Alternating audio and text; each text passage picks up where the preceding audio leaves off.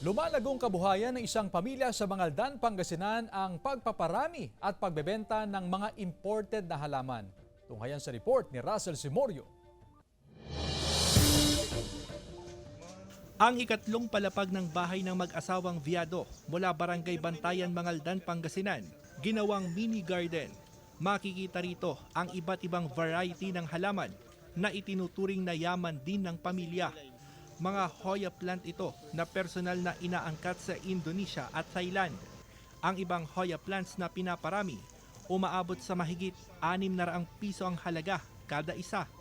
Pero ang mga bihirang uri ng Hoya plants, 20,000 pesos ang presyo. Dito kasi sa atin, ang hinahanap nila imported.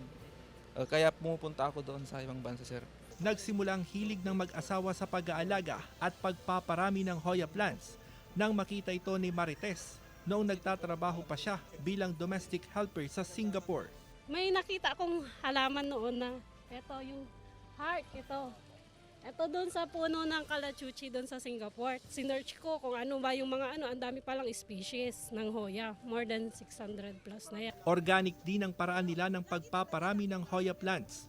Ang gardening soil na ginagamit, mano-manong ginagawa sa pamamagitan ng paggiling sa mga coconut shell. Ang Hoya kasi ayaw niya ng sobrang basa. Pero para sa mag-asawang Viado, tulad ng halaman, uusbong ang kabuhayan kung lalakipan ito ng sipag, pagpupursigi at diskarte.